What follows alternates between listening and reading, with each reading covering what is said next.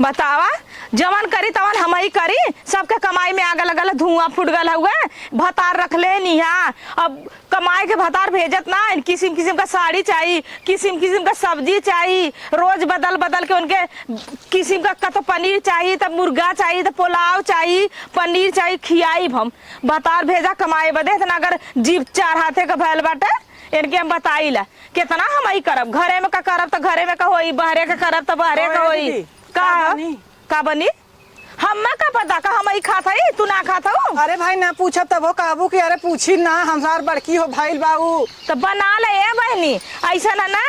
जाके तो साग सब्जी हम मंगा ले। तोहरो भतार का करत हुआ काहे घूम मत जुलू हेड़े मती वो के कम से कम कदा कमाए दूसरे का कितना दिन कमाई खाई ओकरा लाज ना लगा था। ए बहनी कैसा लुहेड़ा कहा था वो और का कमा था के लिया धरा था का लिया बता कहाँ कमा था खेतवा में के लिया धरा था। भतार हमार कमा के देत है खाद का हक जोताई है पानी का हक कुल चत देत है। तब ना रुपया वाला गैले कुछ ना हो समझलू। हम आदमी लगा के करवा ले तू अपन देखा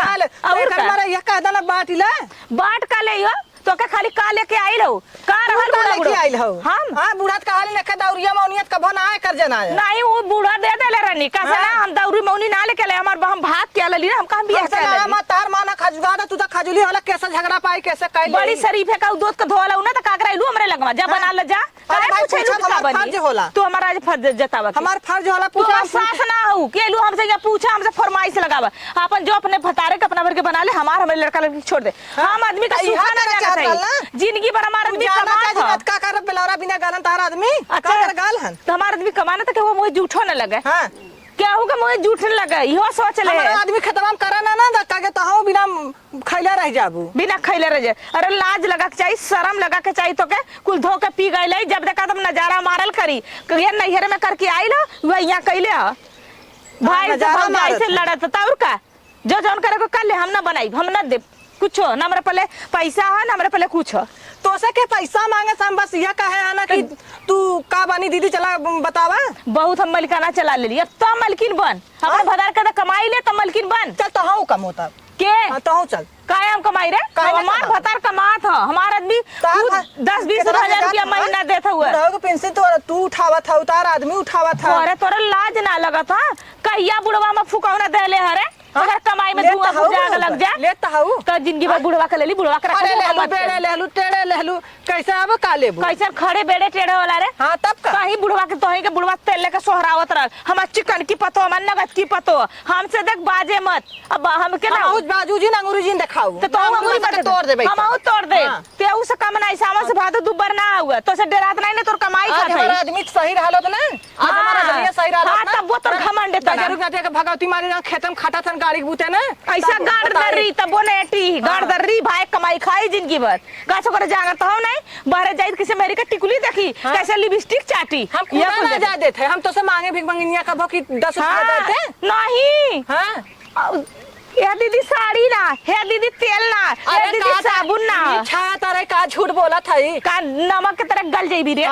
नमक के तरह गल भी हमारे घाटाला हमार भौजाई है हमारे जो तोरे भतारे हमारे बाप है हमारे सब है। हां देख ले चल मांग ले भतारे से ले ले नहीं दा जरूर नाती आज गत लाए रहते तो का करे भतार गाड़ी कह के जाता है हमें। हां जब जाए सुलगाना ठीक रहा तब काहे के करे ई बता का लड़त है रे ई ना लड़ा बना इतना चिल्ला थी वहां दो गांव सुना था काहे ना सुना काहे ना सुनवाई तोरे का पड़ल हो भौजी से लड़े के भाई लड़ा था जब जरबत का करब का जरूरत है हां तोके का चीज के कमी हो बहुत चीज के कमी है। हैं अरे तोके हर चीज देता है बाई लेता है बाई हैं और का चाहिए तोके ई ना हम ज्यादा नहीं आज तू देले होता था जैसे तोहर भौजी ना कह के जाता है। चल भौजी का आदत है भैया तई 10 रुपया कमातन यही से भौजी थोड़ा घमंड ज्यादा हो जल्दी की ना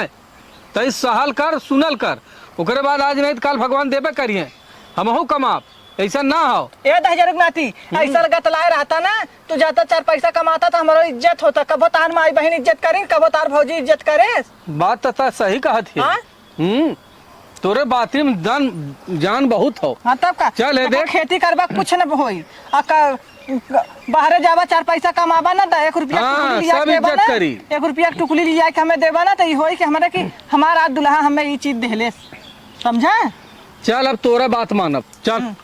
चल का अच्छा ये कर बतावा का हो? एक ये पहलवान पलले है या एक एकरा साड़ी मुझे रखले लगा, है एकरा मुझे लगा। ये इतना बाजत हमसे एक चीज बता दी भाजी, का बता दे बा तो आई जा- डर हां अच्छा हमारा डर ना हो ना। मेहरी के कपारे पे चढ़ौले न कल पछतैले न कंडा लेके ए देखा तो कहला ए देखा वो खेती गृहस्थी हम छोड़ के जाते 2 पैसा कमाए। जा जा कमा अपन हाँ? बांट ले अपन मेहर अपन लड़का के अपन ले ले वो अपन जोतवा के बोआए ना हो। हमहू बोआ ले ई बताओ हाँ? हमारे ना जांगर हां हमहू कह हाँ तो तू कह लेबू एनहू कह लइहे तो जा हम कमा। जाती कमाए। जा। चल ले बच्ची कमाई अबे